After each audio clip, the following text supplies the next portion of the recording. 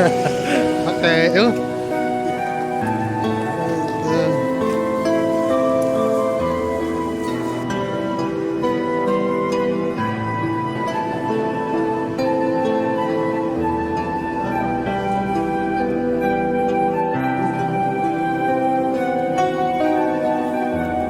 Taslim.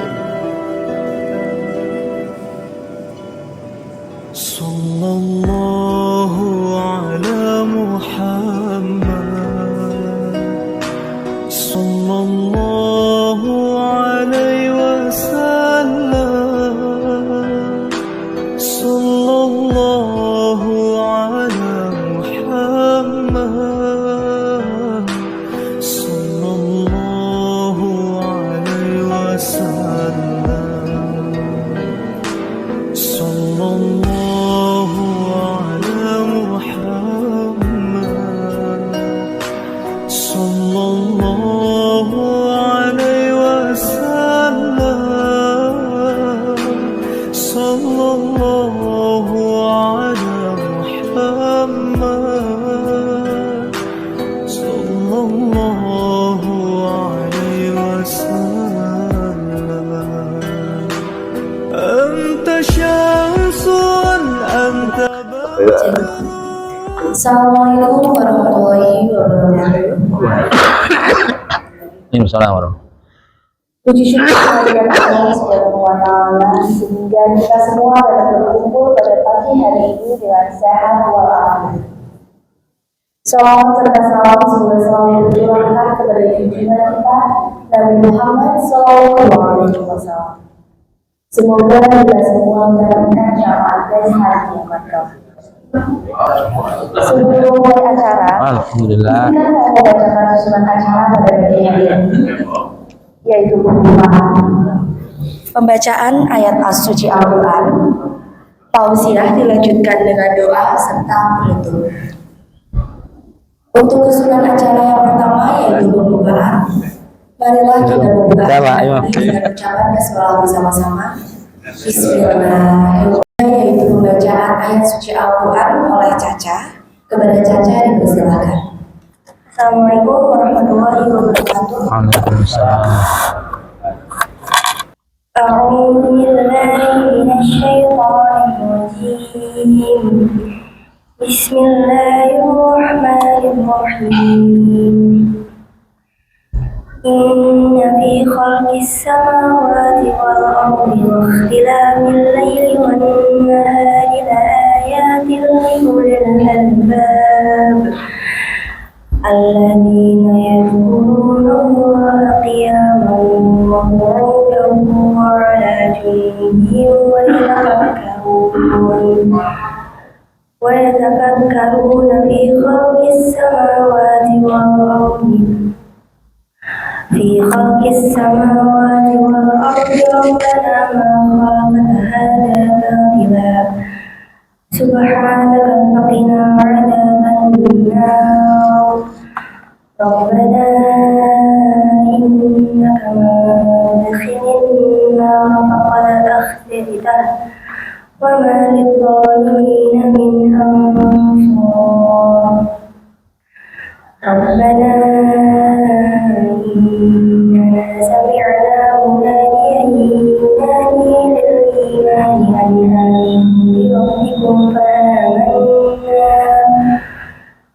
ربنا فاغفر لنا ذنوبنا وكفر عنا سيئاتنا وتوفنا مع الأبرار ربنا وآتنا ما وعدتنا على رسلك ولا تخزنا يوم القيامة إنك لا تخلف الميعاد فاستجاب لهم ربهم أني لا أضيع عمل منكم من ذكر أو أنثى بعضهم من بعض فالذين هاجروا وأخرجوا من ديارهم وقتلوا في سبيلي وقاتلوا وقتلوا لأكفرن عنهم سيئاتهم فَأُكَفِّرَنَّ عَنْهُمْ سَيِّئَاتِهِمْ وَلَأُدْخِلَنَّهُمْ جَنَّاتٍ تَجْرِي مِن تَحْتِهَا الْأَنْهَارُ ثَوَابًا مِنْ عِندِ اللَّهِ وَاللَّهُ عَلِيمٌ. Assalamualaikum warahmatullahi wabarakatuh. Terima kasih banyak kepada Caca untuk bacaan suci Al-Qurannya. Untuk acara selanjutnya yaitu tausiah sekaligus doa kepada Ustaz Abu pribadi dipersilakan. Bismillahirrahmanirrahim. Assalamualaikum warahmatullahi wabarakatuh. Waalaikumsalam warahmatullahi wabarakatuh. Innal hamdalillah hamdan katsiran tayyiban mubarakan fih mubarakan alaihi kama yuhibbu rabbuna wa yarda. Asyhadu an la ilaha illallah wahdahu la syarikalah wa asyhadu anna Muhammadan abduhu wa rasuluhu la nabiyya wa la rasula ba'dah. Qala Allah ta'ala fil Qur'anil Karim, ya ayyuhalladzina amanu taqullaha haqqa tuqatih wa la tamutunna illa wa antum muslimun. Amma ba'd. Segala puji dan syukur kita ucapkan kepada Allah Subhanahu wa taala atas semua karunia, nikmat, hidayah serta taufiknya kepada kita, bimbingannya kepada kita, sehingga di kesempatan kali ini kita kembali melakukan anggeda rutin yang sudah terjadwal. Dan ini pertama kali saya bisa menghadiri acara yang mulia ini. Mudah-mudahan acara ini Allah berikan ridho, berikan keberkahan, dan berikan pahala yang berlipat ganda untuk kita semuanya. Amin. Salawat dan juga salam kita haturkan kepada junjungan kita, suri tauladan kita, Nabi besar Muhammad sallallahu alaihi wasallam, dan juga kepada seluruh keluarga beliau, sahabat beliau, dan seluruh umat beliau yang senantiasa terus berusaha mengikuti ajaran-ajaran beliau. Umat Islam yang senantiasa berusaha mentaati perintah-perintah beliau dengan baik dan benar hingga akhir zaman nanti.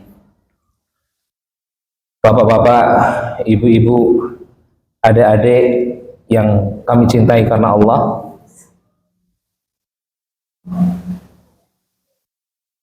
tidak banyak yang ingin kami sampaikan di sini.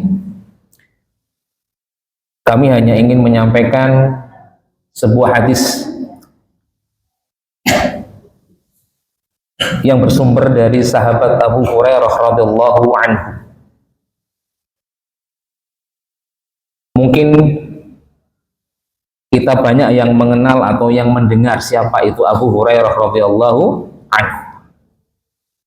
Abu Hurairah ini adalah salah satu sahabat yang sangat spesial. Karena apa? Karena paling banyak meriwayatkan hadis. Ada sekitar 50 ribuan hadis yang telah beliau riwayatkan. Tapi panjenengan tahu nggak siapa nama asli Abu Hurairah? Abu Hurairah itu bukan nama asli. Nama aslinya siapa Abu Hurairah? Batas-batas Bu. Bapak-bapaknya tahu enggak? Abu Hurairah itu julukan. Abu Hurairah artinya apa? Bapaknya kucing. Maksudnya beliau itu sangat cinta dengan kucing. Nama aslinya tahu enggak? Nama aslinya itu Abdurrahman Abdurrahman bin Sakhr Ad-Dawsi. Itu nama aslinya beliau. Tapi lebih dikenal siapa? Abu Hurairah. Dalam sebuah hadis yang diriwayatkan oleh beliau Abu Hurairah radhiyallahu anhu atau Abdurrahman bin Sakhr Ad-Dawsi,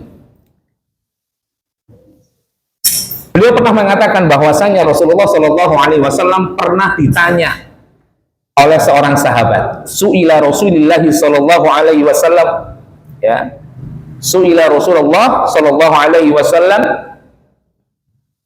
an aktsari ma yudkhilun nasa al-jannah. Rasulullah pernah ditanya tentang amalan apa yang paling banyak memasukkan manusia ke dalam surga. Nah, ini cerdas nih. Pertanyaannya pertanyaan cerdas. Intinya nyong kepengen melebung swarga, sing paling kepenak, paling gampang kepriwe, ya gitu tuh. Tanya nih, saya itu kepengen banget masuk surga. Makanya tanya kepada Rasulullah, Rasulullah, amalan apa yang paling banyak memasukkan manusia ke dalam surga? Ya. Setelah ditanya dengan pertanyaan begitu, Rasulullah menjawab. Ini juga terkait adab bertanya, Pak. Kalau ndak tahu, itu jangan pakai ilmu kayane, ketone, dean, patute. Enggak. Kalau ndak tahu, suila, tanya. Sa'ala yas'al, bertanya. Dan bertanyanya pun kepada yang lebih tahu. Fas'alu ahla dzikri in kuntum la ta'lamun. Tanya.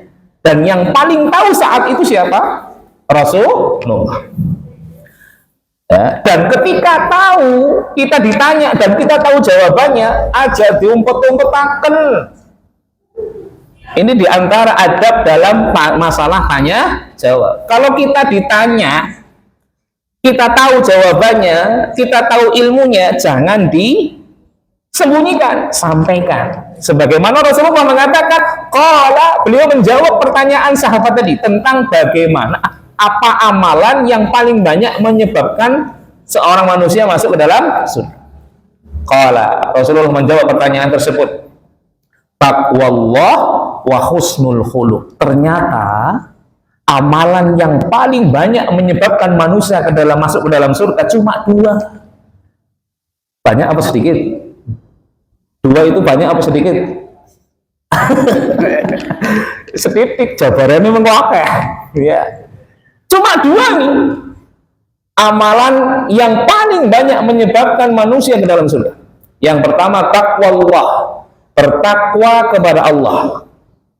Yang kedua, akhlak yang mulia, akhlak yang baik.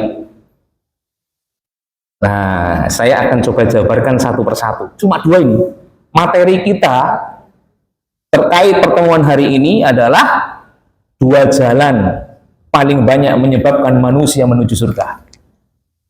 Cuma 2. Insya Allah 1 jam cukuplah. Yang pertama, takwa kepada Allah. Apa itu takwa? Yang kita tahu, yang harus kita pahami tentang apa makna takwa. Ya, kalau secara umum, takwa itu artinya melakukan yang diperintahkan, meninggalkan yang itu level paling rendah. Level pemahaman makna takwa yang paling umum. Kami sampaikan makna takwa yang disampaikan oleh para ulama di antara yang lain. Seorang ulama bernama Thalaq bin Habib rahimahullah. Ini ada kuisnya enggak? Ada kuis dan ada hadiahnya enggak? Ya, pada ngerukau penang, mana tanya jawaban jadi mandan seneng atau sedikit. Ya, seorang ulama namanya Thalaq bin Habib. Beliau menyampaikan tentang arti takwa seperti apa. Perhatikan dengan baik. Kata beliau, takwa itu harus memenuhi 3 syarat. Takwa ada 2 jenis. Ya, saya ulangi lagi. Takwa itu ada 2 jenis. Masing-masing jenis itu harus memenuhi 3 syarat. Nah, mau pakai penjabaran akhirnya. Yang jenis pertama, takwa. Apa itu? At-taqwa an ta'mala bi ta'atillah.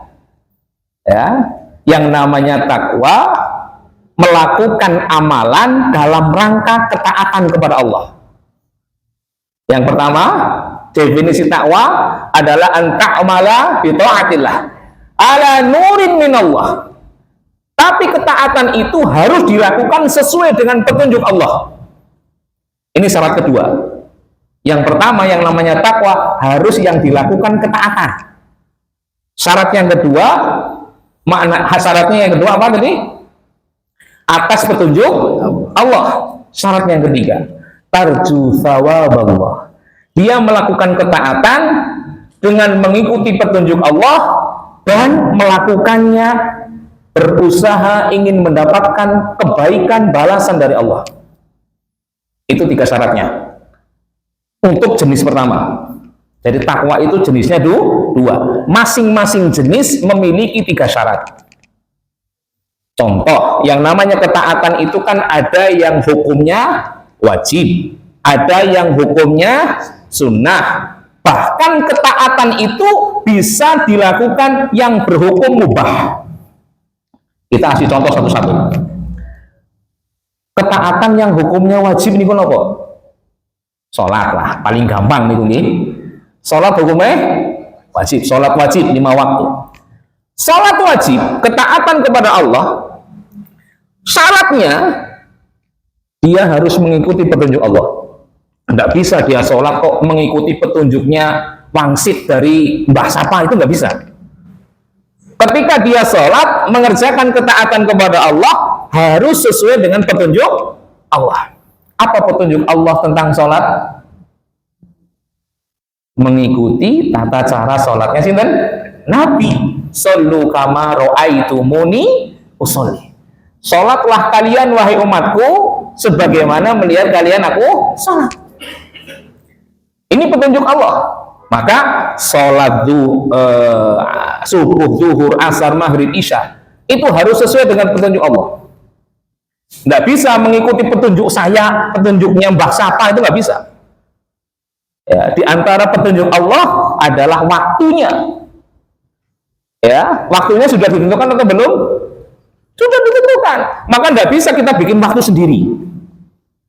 Duhur lah, mengibai lah, sing sisan gawe mandan adem, anggerawan-awan duhur mandan panas, nggak bisa itu. Tetap sesuai dengan ketentuan Allah. Atau duhur mau diganti 5 rakaat, nggak bisa, karena petunjuknya Allah duhur cuma 4 rakaat. Itu ya. Jadi syarat yang pertama, yang namanya jenis takwa yang pertama memiliki 3 syarat. Melakukan ketaatan. Yang kedua, sesuai petunjuk Allah. Yang ketiga, mengharap pahala dari Allah. Dari sholatnya yang menyesuaikan petunjuk Allah, dia melakukannya ingin mendapatkan pahala dari Allah. Itu namanya takwa. Jadi nggak bisa sholat yang dia lakukan sesuai petunjuk Allah, tapi yang dia inginkan dari sholatnya justru kebaikan dari selain Allah. Itu nggak bisa. Misal ada di kantor memberikan aturan, semua karyawan harus sholat wajib di masjid selama ada di kantor. Misalnya ada begitu ya.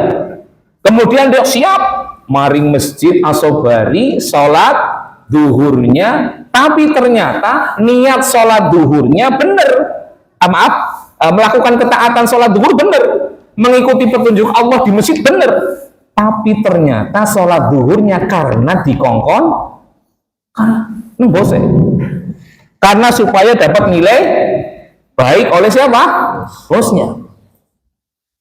Ya, jadi ketakwaan bentuknya adalah melakukan sesuatu ketaatan kepada Allah, entah yang hukumnya wajib, entah yang hukumnya sunnah, dengan menyesuaikan petunjuk Allah dan niatnya untuk mencari pahala Allah. Umroh atau haji lah sekarang yang lagi ada kan, umroh dan haji. Itu ketaatan kepada Allah bukan? Ketaatan. Kalau umroh dan hajinya ingin dikategorikan sebagai ketakwaan, maka umroh hajinya harus sesuai dengan petunjuk Allah. Dilakukan di mana umroh dan haji itu? Di tanah haram. Bisa nggak umroh hajinya dipindahkan ke Sangaluri Park misalnya? Kan ada miniaturnya ya. Iya, ada. Aku pindah mana bela sing ora biayanya kakean. Ini termasuk ketakwaan atau bukan? Nggak bisa. Ya kalau manasik oke, nggak masalah. Ini haji dan umrohnya nggak bisa, karena petunjuk Allah haji dan umroh dilaksanakan di tanah haram. Juga melakukan haji umroh menginginkan pahala dari Allah, bukan untuk supaya dapat gelar apa apa lu umroh. Kan haji Angger umroh, jadi angger wis tau umroh ngarepnya ada tulisan titik gitu. Ya, dan itu nggak baik. Ya, maka ketakwaan itu sekali lagi bentuknya, jenisnya salah satu adalah melakukan ketaatan dengan syarat sesuai petunjuk Allah dan mengharapkan pahala dari Allah. Jenis kedua ketakwaan. Ternyata ketakwaan itu nggak cuma satu jenis dengan melakukan sesuatu. Yang namanya disebut ketakwaan bisa jadi kita meninggalkan sesuatu alias tidak melakukan apa-apa. Tuh, kita bisa disebut bertakwa, kita padahal nggak melakukan apa-apa. Tapi syaratnya 3. Apa syaratnya? Yang pertama, antatruka maksiat Allah. Yang ditinggalkan itu bentuk yang dilarang oleh Allah. Contoh yang dilarang oleh Allah apa? Judol, sing lagi rame kan itu, judi online. Ya termasuk nomor karo kopiok bangsa ini ya termasuk itu. Ya. Itu semuanya yang dilarang bentuk maksiatnya kepada Allah. Ya. Jadi ketika kita meninggalkan judi, meninggalkan maksiat kepada Allah, itu juga termasuk ketakwaan. Asalkan syarat kedua dipenuhi. Apa itu? Ala nurin minallah. Asalkan meninggalkan judi, meninggalkan yang diharamkan, meninggalkan zina, meninggalkan menipu, meninggalkan merampok, mencuri, itu atas petunjuk Allah. Ada nggak orang yang nggak mau nyuri tapi bukan karena mengikuti petunjuk Allah? Ada nggak? Ada. Nyong orang wani nyolong mbok kemenangan mengkodi gebuki. Itu meninggalkan mencuri karena petunjuk Allah apa karena takut digebuki? Takut digebuki. Makanya orang yang tidak mau mencuri kok takut itu berarti dia tidak disebut bertakwa. Tapi kalau dia meninggalkan zina, meninggalkan mencuri, meninggalkan menipu karena Allah memberikan petunjuk ini tidak boleh, itu disebut ketakwaan. Asal juga memenuhi syarat yang ketiga, yakni takhafu aqaballah. Dia melakukannya karena takut sama Allah Subhanahu wa Ta'ala. Takut atas iqab. Iqab itu hukuman Allah Subhanahu wa Ta'ala. Termasuk yang sekarang ini kita lakukan, bapak-bapak lakukan, ya, silaturahmi. Ini ketaatan kepada Allah bukan? Bener enggak? Silaturahmi ketakwaan enggak? Ketaatan kepada Allah bukan? Ketaatan. Silaturahmi ini bentuk ketaatan kepada Allah. Kalau ingin silaturahmi kita ini disebut ketakwaan, maka silaturahmi ini harus sesuai dengan petunjuk Allah.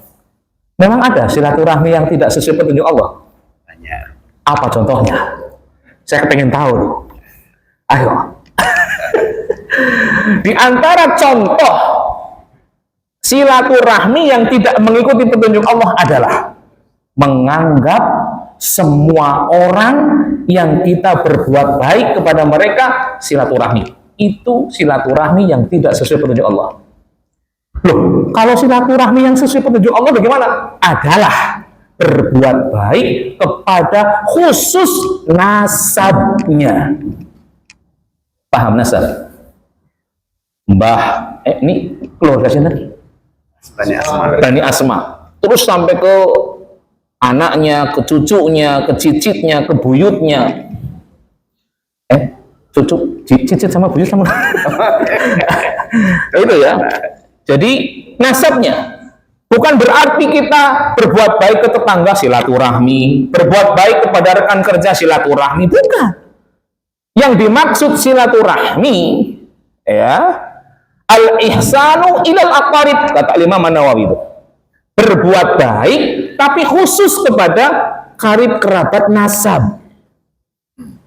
Maka ketika panjenengan yang ingin melakukan ketakwaan dari sisi silaturahmi, pastikan yang panjenengan lakukan, silaturahmi yang panjenengan lakukan itu sesuai petunjuk Allah, yakni berbuat baiknya kepada orang-orang yang masih memiliki keturunan nasab dengan kita. Dan melakukan itu dalam rangka tarju sawab Allah, menginginkan pahala kebaikan dari Allah. Tuh, di antara satu jalan yang paling banyak menyebabkan seseorang masuk ke dalam surga adalah ketakwaan. Dan ketakwaan itu memiliki dua jenis. Pertama, melakukan. Yang kedua, meninggalkan. Jangan dianggap ketakwaan itu selalu bentuknya melakukan. Jangan menganggap bahwa yang namanya ketakwaan itu selalu bentuknya melakukan. Dengan kita meninggalkan, asalkan yang ditinggalkan adalah bentuk kemaksiatan, kemudian meninggalkannya sesuai dengan petunjuk Allah, dan karena takut balasan atau hukuman dari Allah, itu juga bentuk ketakwaan. Alias mau meneng orang ngapa-ngapa, de pahalane takwa.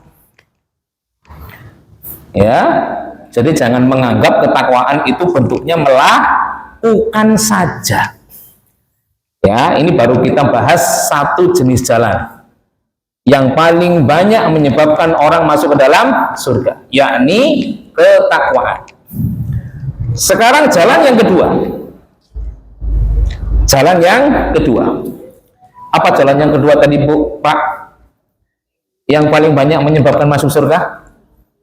Akhlak yang mulia. Dalam sebuah hadis, Rasulullah Shallallahu Alaihi Wasallam pernah mengatakan, pernah ditanya tentang apa itu albirru, apa itu kebaikan. Ternyata Rasulullah menjawab, albirru huwa husnul khuluq. Yang namanya kebaikan itu sama dengan akhlak yang mulia. Loh, padahal kebaikan itu macam-macam bentuknya, jenisnya banyak. Tapi kenapa Rasulullah menyebutkan kebaikan sama dengan akhlak yang mulia? Karena apa? Inti daripada kebaikan adalah akhlak yang mulia. Pandangan pernah mendengar enggak tentang al-hajju arafah? Yang namanya haji sama dengan wukuf di Arafah. Pernah mendengar hadis itu? Kenapa Rasulullah menyebutkan haji sama dengan wukuf di Arafah? Padahal yang namanya haji kan nggak cuma wukuf. Ada ihram di miqat, kemudian ada lempar jumroh 3 kali, ada lagi tahallul, ada sya'i, macam-macam, ada mabit. Tapi kenapa kok disebutkan oleh Rasulullah cuma yang namanya al-hajju arafah, haji sama dengan wukuf di Arafah? Kenapa kok begitu disebutkannya?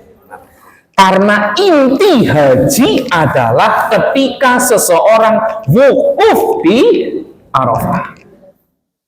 Ini diantara makna al-birru al-husnul khuluq. Yang namanya kebaikan intinya adalah akhlak yang baik. Bu, Pak, ingin kami sampaikan bahwa akhlak yang baik ini tidak terkait dengan dunia. Siapa yang ngasih dunia ke saya akhlaknya baik. Siapa yang nggak ngasih dunia ke saya, akhlak saya ya terserah saya. Itu enggak. Jadi akhlak yang baik ini cerminan seorang muslim. Entah dia diuntungkan dari sisi dunia atau tidak diuntungkan dari sisi dunia. Maka ciri khas atau identitas seorang muslim seharusnya melekat kepadanya akhlak yang mulia. Jadi seorang muslim itu identitasnya memiliki akhlak yang mulia. Bukan berarti akhlak yang mulia itu akan muncul ketika dia diberikan sesuatu. Panjenengan misalnya, atau kita lah ya, diberikan hadiah motor anyar.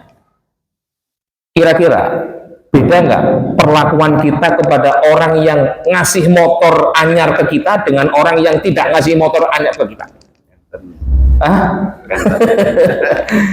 Jadi sekali lagi, namanya akhlak yang baik itu tidak terkait dengan seberapa banyak dunia yang kita raih. Karena akhlak yang mulia itu bagian dari identitas diri seorang muslim. Pernah mendengar Rasulullah Shallallahu Alaihi Wasallam pernah ditanya tentang kisah dua orang wanita. Yang pertama, ada seorang wanita yang dia itu Masya Allah, sholat wajibnya, puasa wajibnya dilakukan, bahkan yang sunnahnya pun luar biasa. Sholat sunnahnya, tahajudnya, duhanya, qobliyah ba'diyahnya kenceng. Puasanya nggak wajib kok, puasa Senin Kemisnya, bahkan Daudnya pun kenceng. Tapi ternyata lisannya nek ngomong makcelekit. Ngertos makcelekit maksudnya? Ngomongnya orang akeh, tapi langsung melebung hati. Bu, tolong jawab kopi. Apa rata yang kayak anakku pilih buri, porting jodoh. Ada yang pernah mengatakan begitu Pak di rumah? Bu, tolong kailah jona kursi, aku mandan angel mlakune. Sedih Pak, orang ngerti yang ditanggung apa? Sabar kok kayaknya. Ucapannya itu menyayat hati. Dia rajin ibadahnya kepada Allah Subhanahu wa taala, tapi giliran akhlak kepada suaminya, akhlak kepada tetangganya, akhlak kepada temannya jauh dari yang namanya akhlak yang mulia. Dan kata Rasulullah Shallallahu Alaihi Wasallam untuk wanita yang pertama, huwa min ahlinnar. Dia diancam termasuk dalam golongan penghuni neraka. Ya, karena lisannya ini yang menyebabkan orang lain sakit hati. Makanya sangat penting menjaga akhlak kita di depan siapapun. Dan orang yang paling berhak mendapatkan akhlak baik kita pertama kali adalah keluarga kita. Tapi kebanyakan orang berbuat baik kepada keluarga dan berbuat baik kepada atasan. Mana yang didahulukan? Kenapa? Mengharapkan hadiah. Itu tadi. Padahal orang yang paling berhak mendapatkan kebaikan akhlak kita adalah yang pertama kali keluarga kita. Istri kita, anak-anak kita, ayah ibu kita. Khairukum li ahli wa ana khairukum li ahli. Kata Rasulullah, sebaik-baik kalian itu yang paling baik dengan keluarganya. Dan aku, kata Rasulullah, adalah orang terbaik untuk keluargaku. Itu yang paling baik, paling utama mendapatkan akhlak baik kita. Itu bukan tetangga kita, bukan atasan kita, bukan rekan kerja kita, tapi keluarga kita. Jadi bapak kene kalau ngomong aja perengat-perengut di sini. Bali mau musem, mukanya usah. Wah, orang belum senyum macan. Anak mau anak ngajeni ku anak. Maring bojone senenge gentak. Maring bojone senenge nyun sewu. Goblok-gobloki. Ada itu gitu. Dan kita harusnya berdoa kepada Allah untuk dijauhkan dari hal semacam itu. Ya, kepada anak-anak kita, mereka yang paling berhak mendapatkan akhlak baik kita. Kepada anak-anak, ya pelan ngomongnya dengan kasih sayang. Giliran ngajar anaknya wong liya, ayo anak-anak senyum, anaknya dewek, ngomongi bolak-balik kok, angel temen jane, anaknya siapa?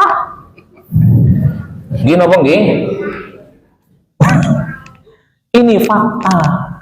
Dan ini yang harus kita perbaiki, bukan untuk bukan. Tapi inilah jalan untuk yang kita perbaiki. Bagaimana agar kita masuk dari dua jalan ini menuju surganya Allah Subhanahu wa taala? Karena kata Rasulullah, inilah dua jalan yang paling banyak menyebabkan manusia masuk ke dalam surga. Pernah ada cerita nih, agak panjang tapi. Ada seorang muslim yang soleh, kalau nggak salah namanya Abu Sayyid.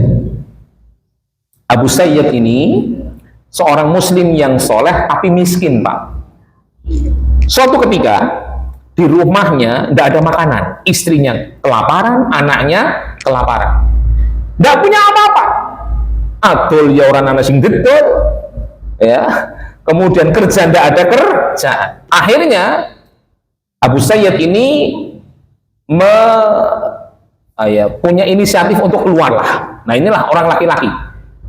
Namanya orang laki-laki, apalagi seorang suami, wajah mageran, atau mager,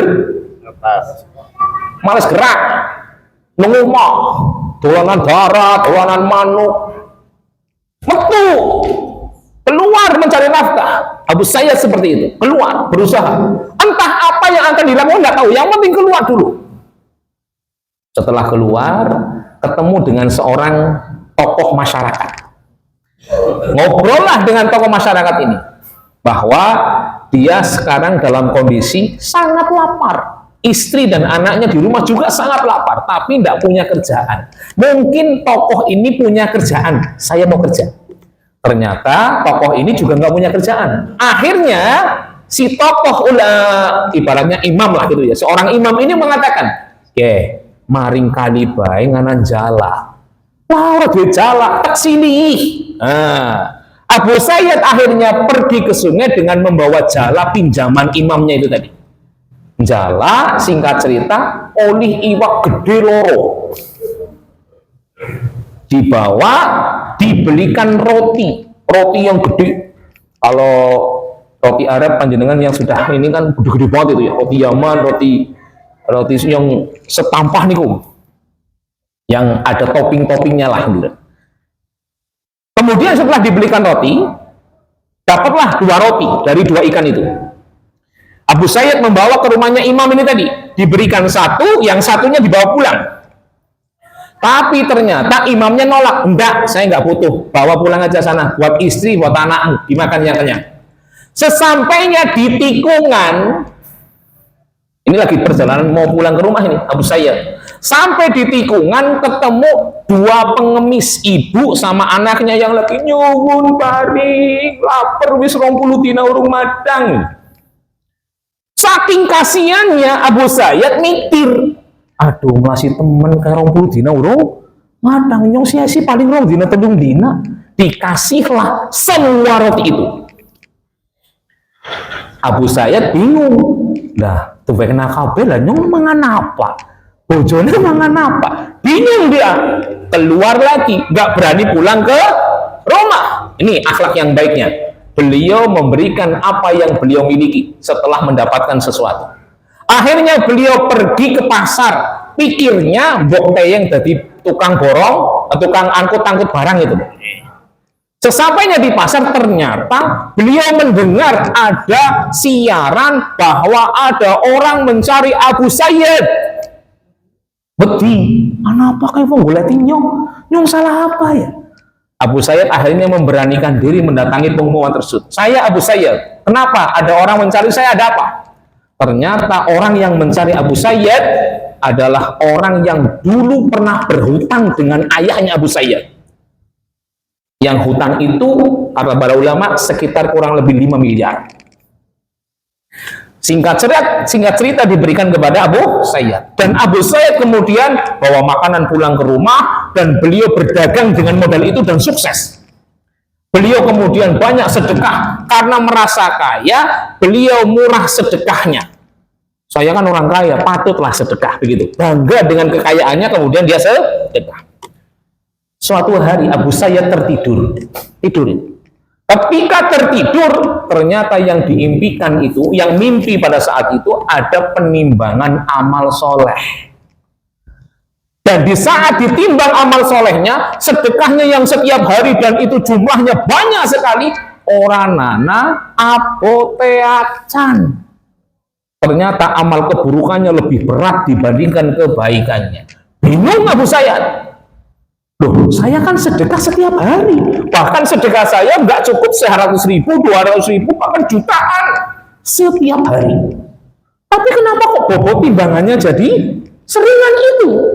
Ternyata kata malaikat dalam mimpi itu, karena kamu melakukan sedekah itu karena kamu merasa kamu pantas sedekah dengan kekayaanmu, merasa bangga dengan kekayaanmu, akhirnya engkau melakukan sedekah itu, bukan karena Allah Subhanahu wa Ta'ala. Ya, setelah selesai penimbangan itu, kemudian ada suara mengatakan, Abu Sayyad, masih ada satu amalmu yang belum ditimbang. Didatangkanlah amalan apa? Sedekah 2 roti kepada ibu dan anaknya itu tadi. Ternyata sedekah 2 roti itu yang kemudian menjomplangkan, membuat jomplang timbangan kebaikan dan keburukannya. Yang mana kebaikannya jauh lebih berat dibandingkan keburukannya. Ditambah lagi saat itu ada amalan senyum dari anak kecil yang dikasih roti. Menjadi sangat berat timbangan kebaikannya. Dan ini menjadi pokok bahasan pada cerita ini. Amal baik, akhlak yang mulia, itu ternyata punya efek luar biasa pada timbangan kita nanti di akhirat. Makanya kata Rasulullah SAW, amalan yang paling banyak menyebabkan manusia masuk ke dalam surga, di antara salah satunya adalah akhlak yang mulia. Jadi akhlak yang mulia itu bukan omong-omong, bukan hanya pajangan atau tulisan, bukan cita-cita yang ini kita harapkan untuk mendapatkan, tapi bentuk identitas seorang muslim yang harus kita berusaha untuk belajar. Bagaimana akhlak kita kepada keluarga kita, kepada masyarakat kita, kepada tetangga kita. Ayo kita belajar. Yang namanya belajar pasti ada proses. Tapi pertama kali Bu, Pak, jaga akhlak baik kita kepada keluarga kita. Nih, atau keluarga kecil kita, istri kita, anak kita, pasangan kita. Ayo jaga akhlak kita kepada mereka. Yang tadinya senengnya mukanya kecut, jangan kecut lagi, sing legi, mesem, tutur katanya yang enak didengar. Kalau misalnya pasangan tidak dengar apa yang kita sampaikan, aja ngomong, kupingnya dibilang nanti sih, orang susah. Diulangi lagi saja. Oh, nggak dengar ya Bu, sini, yang deket aja biar dengar. Ini, begini, selesai. Nggak perlu ada omongan-omongan yang kemudian menyakiti pasangan. Ya, kepengen nggak kita itu masuk ke dalam surga lewat 2 jalan ini? Kepengen kan? Ayo. Kita terangkan tadi ketakwaan, dan apa itu ketakwaan kita sudah terangkan. Tentang akhlak yang mulia kita sudah terangkan, tentang bagaimana cara aplikasinya juga kita sudah terangkan. Tinggal amalan itu, ilmu itu kita praktekkan. Siap mempraktekkan ini Bapak dan Ibu? Siap. Siap. Ayo siap ya. Ini biar jadi jariah saya juga. Ya, ayo kita praktekkan lah. Ya. Walaupun mungkin kita perlu ada tahapan-tahapannya, tapi paling penting kita berusaha untuk mempraktekkan itu. Berusaha untuk mempraktekkan itu. Ya. Yang sering jadi korban akhlak yang buruk itu kan ibu-ibu. Ya, pelakunya kebanyakan bapak-bapak. Ini kebanyakan ini, enggak semuanya tapi kebanyakan. Ya, ketika sampai rumah bapak-bapak ini itu seolah-olah menjadi seorang yang apa ya? Wah, sing medeni, sing garang, sing macam-macam lah. Ini dirubah, mindset ini dirubah. perilaku ini dirubah, karena perilaku itu tidak mencerminkan akhlak yang mulia. Ya, ini juga termasuk kita membimbing anak-anak kita, mendidik anak-anak kita supaya mereka juga jadi orang yang memiliki akhlak yang mulia. Bagaimana mungkin orang tuanya yang memiliki sifat jauh dari akhlak yang mulia, anaknya menjadi orang yang akhlaknya mulia karena nggak dididik. Coba kalau dididik dari awal, bapaknya akhlaknya mulia, ibunya akhlaknya mulia, anaknya mudah untuk mengikuti. Ya, ini pentingnya uswah, contoh yang baik. Ya, mudah-mudahan kita berusaha bareng-bareng. Saya juga termasuk orang yang sedang berusaha memperbaiki, akhlak supaya menjadi salah satu jalan menuju surganya Allah Subhanahu wa Ta'ala. Ini ditutup dengan apa? Bapak Ibu jamaah pengajian keluarga besar Bani Asma Kerja ini, dari materi yang beliau sampaikan terkait dengan akhlak dan takwa, mungkin ada pertanyaan-pertanyaan atau hal-hal yang belum bisa dipahami secara qot'i atau secara jelas. Monggo silakan. Sudah jelas semua. Oh, belum, ada yang belum bilang. Monggo. Kenyataan kita, ya baik bapak-bapak ataupun ibu-ibu, itu punya, ya mungkin bukan kebiasaan sih, tapi sering kita melihat misalnya tentang berpakaian, katakanlah ya, itu sering dikatakan ini pakaian yang bagus, angger golungan. Nah kalau di rumah ya seadanya saja. Itu kayaknya kalau menurut pemahaman khairukum li ahlikum barangkali kurang pas nun sewu Ustaz. Apa bagaimana yang seharusnya? Terima kasih. Wassalamualaikum warahmatullahi wabarakatuh. Waalaikumsalam warahmatullahi wabarakatuh. Dijawab aja ya Pak Ustaz ya. Yang pertama tentang silaturahim. Jadi makna silaturahim kalau dari sisi KBBI, apa KBBI? Kamus Besar Bahasa Indonesia, ya, nama silaturahim atau silaturahmi dalam KBBI itu memang sifatnya umum. Umum itu ya kepada siapapun. Itu dari sisi KBBI. Tapi kalau dari sisi makna syariat, silaturahim itu adalah berbuat baik hanya kepada orang yang memiliki jalur nasab dengan kita. Ya, itu wajib hukumnya. Lah, kalau bukan yang kepada selain orang yang nggak punya nasab dengan kita, apakah harus juga berbuat baik? Iya, cuma namanya bukan silaturahim. Namanya apa? Berbuat baik. Silakan Ustaz. Namanya berbuat baik. Ihsan. Al-ihsan itu perbuatan baik. Ya, tapi tidak akan mendapatkan pahala keutamaan silaturahim. Karena pahala silaturahim ini berbeda dengan pahala al-ihsan yang biasa. Pernah mendengar hadis tentang man ahabba ayyubsata fi rizqihi wa ayyun sa'alahu bi athari falyasil rahimah. Siapa yang ingin diluaskan rizkinya, dipanjangkan umurnya, maka jalinlah salih silaturahim. Pernah mendengar itu? Nah, itulah keutamaan bagi orang yang menjaga hubungan baik dengan orang yang punya jalur nasab dengan orang lain. Nah, itulah keutamaan silaturahim yang dari sisi syariat itu tadi. Dan itu tidak didapatkan untuk orang yang berbuat baik kepada selain yang nggak punya nasab. Kepada orang yang nggak punya nasab itu nggak masuk keutamaan ini tadi. Diluaskan rezekinya, dipanjangkan umurnya, nggak masuk.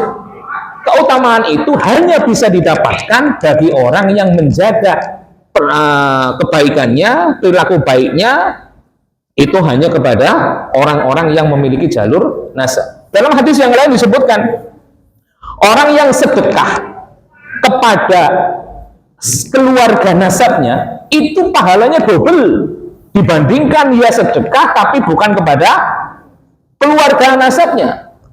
Kenapa kok double? Karena dia pertama pahala sedekah, yang kedua pahala silaturahim. Makanya dengan kita menjaga silaturahim itu keutamaannya lebih banyak. Adapun ketika kita berbuat kepada orang lain, hukumnya wajib. Itulah kategori kedua, husnul khuluq, berbuat baik, akhlak yang mulia. Gitu. Itu pertanyaan yang pertama. Yang kedua tentang apa tadi? Baju ya. Baju dinas dalam sama baju dinas luar gitu ya Pak. Penampilan. Khairukum li ahli itu memang sifatnya umum. Orang yang paling baik adalah orang yang berusaha selalu baik, berbuat baik kepada keluarganya. Itu secara umum, baik dari penampilannya, baik dari akhlak tutur katanya, baik dari royal ya, royalnya, suka memberi, itu termasuk ya, termasuk pakaian itu masuk ke dalamnya. Jadi yang geneng jero ya ibu-ibunya aja dasar bolong, sing bedahe pirang angger maring jaga dadane ngasih sejam livene iki kurang abang Pak, kurang abang. Atau dengan bola balik ganti baju, ini kurang matching, ini kurang itu. Tapi giliran ketemu bapak kayak ya itu daster bolong, bodol, rong tahu ya itu ya usahakan jangan. Maka sebaiknya ketika khairukum li ahli, berusaha di rumah itu lebih baik dibandingkan di luar rumah. Jangan dibalik. Termasuk akhlak dalam bertutur kata seperti itu juga, di dalam rumah cerminannya lebih baik daripada yang di luar rumah. Kalau bisa sama, lebih sempurna lagi, baik di rumah, baik juga di luar rumah, gitu. Cuma kan kenyataannya sekarang di rumah itu biasa-biasa saja, di luar rumah baru luar biasa. Padahal rumah keluarga itu adalah orang yang paling punya hak lebih tinggi mendapatkan kebaikan kita, kebaikan dari sisi tutur kata, kebaikan dari sisi berpakaian, kebaikan dari sisi penampilan, kebaikan dari sisi suka memberi. Itu kan keluarga yang lebih punya hak lebih tinggi dibandingkan yang lain. Karena ada sebagian orang ya nggo ngopi ning jaba ana duit, nggo becer bojone urung ana duit, nggo tuku udut ana duit, giliran nggo tuku mendoan nggo bojone karo anake jere ora duwe duit. Ini kan termasuk tidak mencerminkan akhlak yang baik. Ya, itu wallahu a'lam bishawab.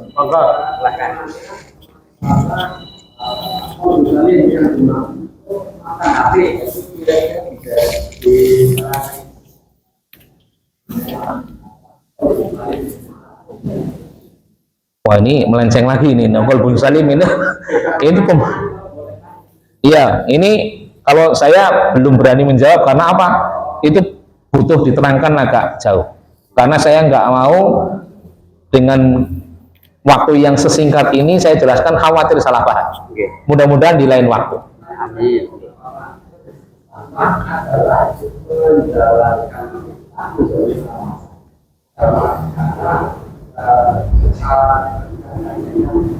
Gimana? Apa maksudnya? Saya nggak begitu jelas. Takwa.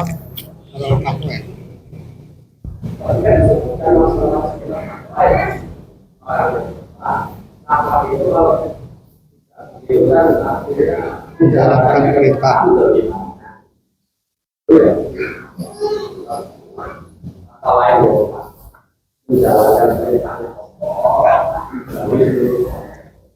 Lagi pertanyaannya? Apa betul? Pertanyaannya Pak? Apa betul takwa? Apakah betul gitu maksudnya? Takwa seperti itu. Arti takwa.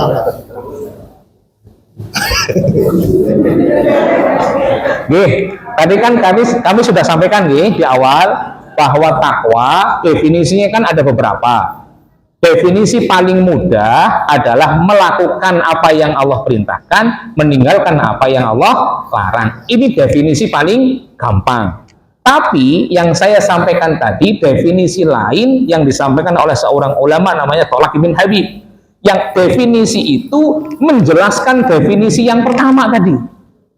Bagaimana caranya menjalankan perintah Allah adalah dengan dia melakukan ketaatan kepada Allah, dengan mengikuti petunjuk Allah, dan dalam rangka mencari pahala Allah. Itu definisi pertama. Definisi kedua, ketika meninggalkan apa yang Allah larang adalah meninggalkan kemaksiatan yang dilarang oleh Allah dengan mengikuti petunjuk Allah dan takut akan hukuman Allah. Kenapa kok perlu dijelaskan itu? Karena masih ada orang yang meninggalkan yang dilarang oleh Allah, tapi tujuannya bukan karena Allah, tapi karena manusia. Mau meninggalnya judi karena apa? Orang duit.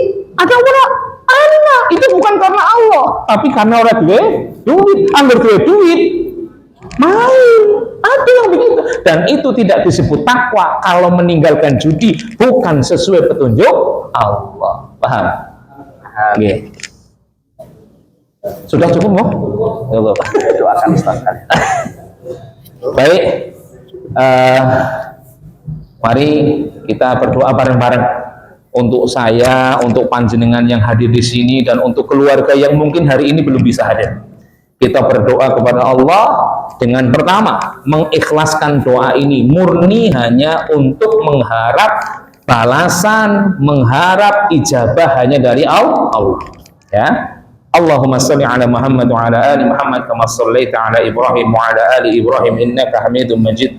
Allahumma ighfir lil mu'minina wal mu'minat wal muslimina wal muslimat al ahya'i minhum wal amwat innaka sami'un qaribun mujibud da'wat. Allahumma inna nas'aluka ilman nafi'a wa rizqan tayyiba wa amalan mutaqabbala. Allahumma inna nas'aluka husnul khatimah. Allahumma inna nas'aluka minal jannatil firdaus wa na'udzu bika minan nar wa 'adzabil qabr. Rabbana la tuzigh qulubana ba'da idh hadaitana wa hab lana min ladunka rahmah innaka antal wahhab. Rabbana ya Allah ya Rahman ya Rahim, Rabbana la tuzigh qulubana ba'da idh hadaitana wa hab lana min ladunka rahmah innaka antal wahhab. Rabbana atina fid dunya hasanah wa fil akhirati hasanah wa qina adzabannar. Ya Allah ya Rahman, ampunilah segala dosa kami, dosa keluarga kami, dosa kakek buyut kami yang hidup atau yang sudah meninggal. Ya Allah, berilah petunjuk kepada kami semua menuju petunjuk-Mu yang lurus. Ya Allah, masukkanlah kami semua ke dalam surga-Mu ya Allah. Ya Allah, berilah petunjuk kepada kami dan semua keluarga kami untuk mengikuti petunjuk-Mu yang lurus ya Allah. Rabbana atina fid dunya hasanah wa fil akhirati hasanah wa qina adzabannar. Alhamdulillahirabbil alamin. Untuk acara selanjutnya yaitu penutupan. Mari kita menutup acara pada pagi hari ini dengan ucapan hamdalah bersama-sama. Alhamdulillah. Sekian dari saya, semoga berbawa amanah. Mohon maaf bila ada kesalahan. Wassalamualaikum warahmatullahi wabarakatuh. Assalamualaikum warahmatullahi wabarakatuh. Warahmatullahi wabarakatuh. Alhamdulillah wa syukurillah wa nikmatillah la haula wa la quwata illa billah. Allahumma shalli ala Muhammad. Yang pertama, terima kasih kehadiran keluarga besar Bani Asma Berja di masjid ini. Semoga kita makin kesini selalu mendapat hidayah, inayah, taufik dan iman dan takwa kita makin tua menuju kematian semakin tinggi dan fail. Harapan kita semua adalah husnul khotimah, lalu ke surga tanpa mampir di mana. Amin ya rabbal alamin. Informasi yang pertama, Bapak Ibu, terima kasih sekali kepada keluarga besar Bani Subari yang telah melaksanakan kegiatan hari ini yang kualitasnya di hadapan Allah luar biasa banget. Terima kasih sekali. Hanya Allah yang mengganti. Terima kasih sekali Bapak Ibu yang istiqomah selalu menghadiri pengajian keluarga ini. Karena keluarga lebih utama dari yang lain sebagaimana tadi disampaikan oleh Ustaz kita. Mudah-mudahan pengajian ini tidak hanya ramai hari ini, lebih-lebih ramai di bulan Syawal, tapi setiap bulan marilah kita ramaikan. Karena pengajian di keluarga lebih baik daripada pengajian di luar yang tidak ada kandungan.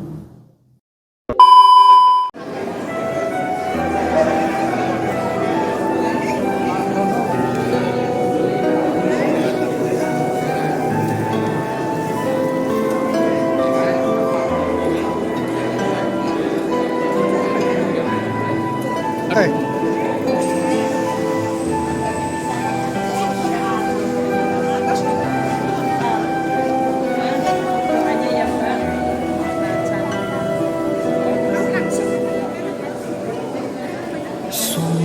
sallallahu ala Muhammad, sallallahu alaihi wasallam, sallallahu ala Muhammad, sallallahu alaihi wasallam, sallallahu ala Muhammad, sallallahu alaihi wasallam, sallallahu